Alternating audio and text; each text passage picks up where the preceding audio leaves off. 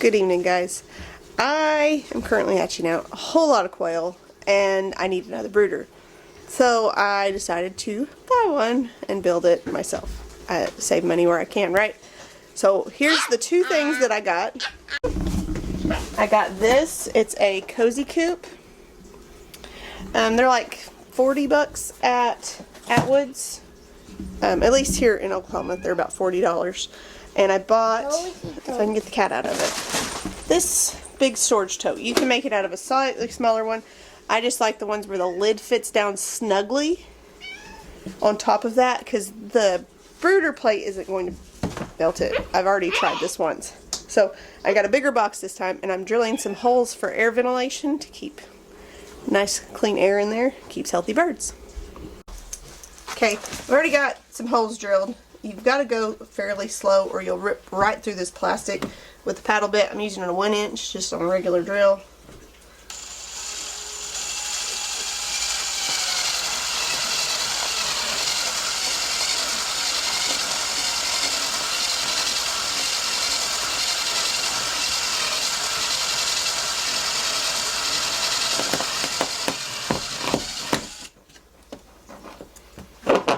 Right like that. Cuts little 1-inch holes out. The same thing on the other side.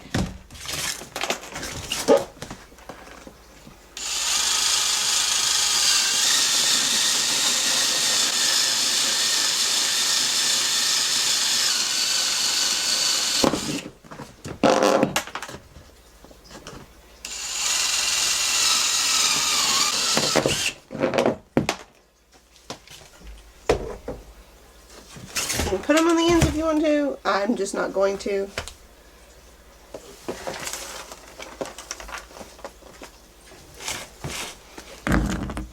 Wyatt brought me in some shavings.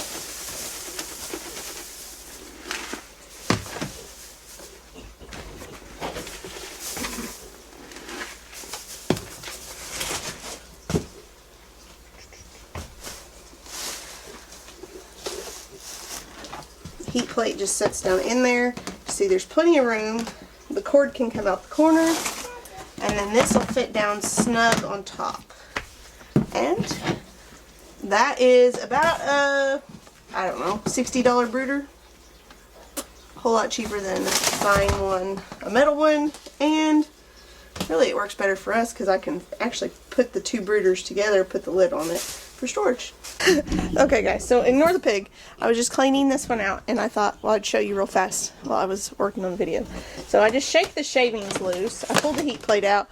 I actually put my babies in a bucket with a lid. They're precious. But it keeps the cat out of them because Hastings' cat really likes to, you know, get into stuff. This is really simple. I'll show you.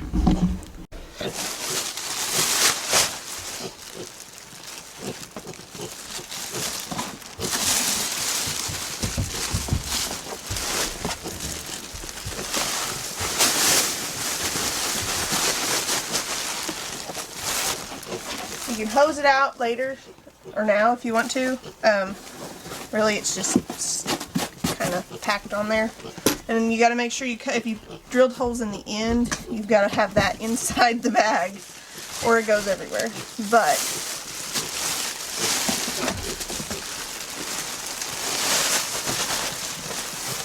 there's that. Then I have shavings. Killer one, the heat plate actually goes from side to side. They can't get behind it. So I just put shavings right in front of it and I don't worry about putting any behind it. And it doesn't hurt anything. I mean, you can have shavings all in this. I really like these heat plates because, see, I can touch it. It's not going to burn me. It's warm enough that they stay warm. Baba, Baba. And actually in this one I like to use a dish for their feed rather than like a feeder because it does take up a lot of room, but then more of them can eat out of it at once. Put a little old canning ring, and I need to clean it out, but I want to show you. I set there, this has got the quail, like supposed to be the drown proof water. It's really little. And I'll set it there. Oh, we lost another one.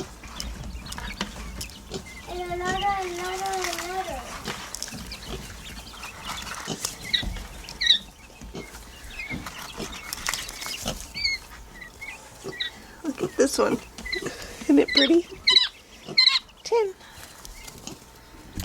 But I just see I've got 2 extra incubators now, and we'll see how it does with 3 incubators going. They may have to go on the coffee table in here. The kids aren't using it to draw on as much. And I've got one in this box that I need to figure out what's going on with it. And it may be parts for another one. But yeah, so if you guys are going to be interested in any quail, you can send me an email. Most everybody knows by now I'm in East Central Oklahoma, right off of I-40. So I'm pretty accessible for anybody that's not very far away. Quail are really easy to take care of. And they're really easy to raise, and that's partly why I like having them again.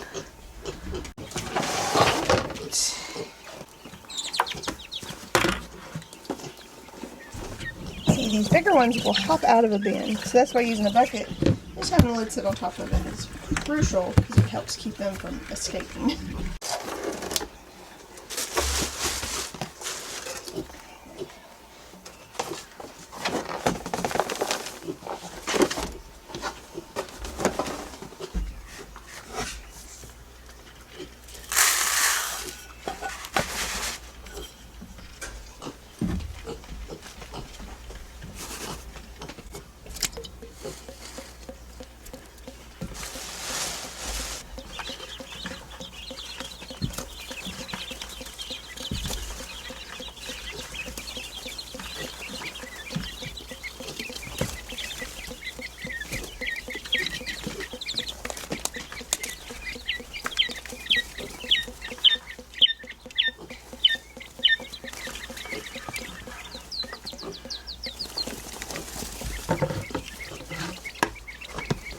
I just see on this one there's room that they can get behind there because they can get around the heat plate. I could catty corner it or something, but they actually like to hide back there whenever I'm feeding usually. So I got some fresh water, and I do a little dot of apple cider vinegar. I'm being watched. And fresh feed. And then these little boogers are ready to take on the day. Now, the bigger brooder is probably good for, say, 20 quail up until about 4 weeks old, which at that time they should be fully feathered and ready to go outside. I would say this one is more like 10 to 15, especially the fact that about a third of it is not usable just because of how it's set up. Now, you could put it in the middle and have 2 different pens of quail, but I kind of like it like this. This one could probably go sideways also in here and have 2 different pens of quail because it's just as warm on the back as it is on the front, but it's not so warm that it'll melt anything, and it's not so warm that it'll hurt them. It's just kind of like a good residual heat. Thank you guys for watching. I really hope that this helps somebody out, especially whenever you're trying to come up with ways to brood chickens or quail and not have, you know, something that's like a heat lamp that's a potential fire hazard. That's why I went with the plates, and that's why I actually bought another one here recently. So I hope this helps. Thank you guys for watching and supporting our channel. We really appreciate it. Y'all have a good day. God bless.